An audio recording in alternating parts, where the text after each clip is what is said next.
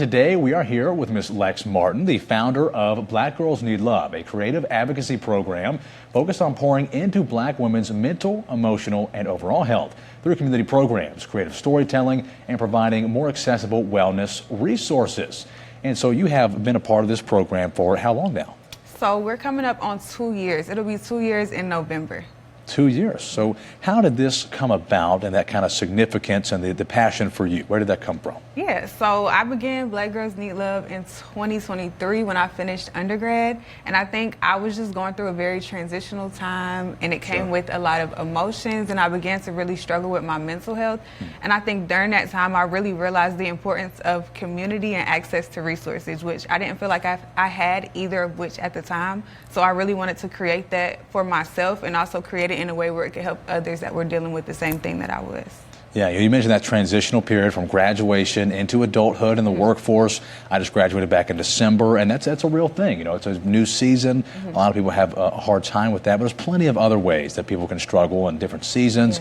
So what do you guys offer, and maybe what resources can you help provide or connect people to if they're in that season? Yeah, so Black Girls Need Love primarily shows up in 3 ways, and that's creative advocacy, community, and then as a movement. So with creative advocacy on our social media pages, we have a lot of graphic design, social media campaigns, and then as well as merchandise design and stuff like that. It's all with messages to uplift and empower you to pour into yourself and into your well-being, because we feel like love is the catalyst for healing, and it starts with you. So pouring into yourself is going to help you to have a better quality of life and find other ways of healing, and that could be therapy, that also could be self-care, taking a walk, spending time with your community. And then with our community events, we curate them to be wellness experiences. So we want you to come in and enjoy yourself and make friends, but we also want to give you the tools, equip you with the tools that you could use outside of the event. So we have activities that help with self-care, with regulating your nervous system to calm you down. It usually comes with take-home gifts that you could take home and continue that practice at home if it works well for you.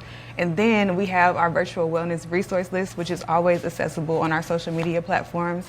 And that's a living list of in-person resources as well as digital resources for accessible therapy programs, wellness products, events, and all those things. And so you mentioned those social media platforms and the online resources. Where can people go find those? Yes, so on Instagram, it's at Black Girls Need, and then TikTok is at Black Girls Need Love. And on both of those pages, in the link in our bio, there's a link tree that takes you directly to the wellness resource page. And so you mentioned some of these events and fairs that you guys help put on. Are any of those coming up or any to be on the lookout for? So we have an event coming up in December. We can't expose the theme of the event just yet, but this is another, it's a curated wellness experience that you can look forward to, and it's going to have some in-person wellness practitioners that are going to be helping with some activities. It'll also have some wellness goodies, and then of course there's more opportunities to build your personal community and connect with other people that have similar values. Yeah, very important. And this program obviously targeted towards women and Black women at that. Can you talk about maybe some of these specific or unique obstacles that are presented to the groups that you focus on? Yeah, so growing up, especially like in undergrad, which is when I kind of started to realize that there were a lot of disparities when it came to access to wellness resources. A lot of times Black women and girls are not taken seriously in the mental health field or in the physical health field. When we express our needs, it's not always met with the same urgency that we would need. And a lot of times in our community as well, the conversation around wellness, especially mental health, is stigmatized. So you don't even feel comfortable talking about it with your family or with your friends. So it was really important for me to build a safe space where Black girls and women could come and could express those needs and feel seen and heard and not feel othered or feel like something was wrong with them. And they could really access those resources from a place of love as well, as opposed to from a place of wanting to fix yourself because something's wrong with you, wanting to pour more love into yourself and into your community because you know that you deserve these things and you need to pour into yourself in order to be able to flourish. Yeah, it's important. Remember, mental health, like physical health, is something everyone has. There's just different levels. And so you always want to take care of yourself physically. You want to do the same mentally and emotionally. Now, you're pretty young to be heading up something like this, which I think is great.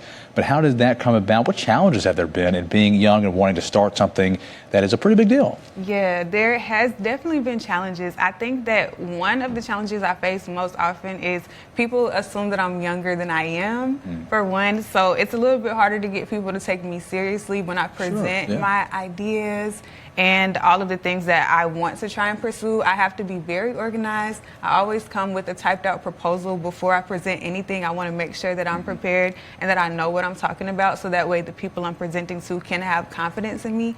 I think it's also hard in an age where digital media is very popular, and like being an influencer or a content creator is a popular thing to do now, which is beautiful and it's cool, and I love the creative expression that comes with that.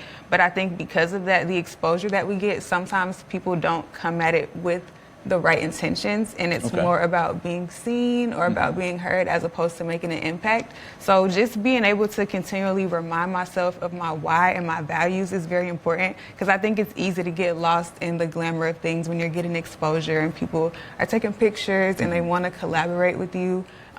It's really important for me to stay grounded and remember the purpose of it. Yeah, well, I love that. A purpose, community impact. And you know, if you're still around after 2 years making an impact, you're doing something right. So we thank you for that. And thank you for coming on the show this morning and talking with us about what you do and the impact it's already having. And we hope that it's see it grow. Thank you.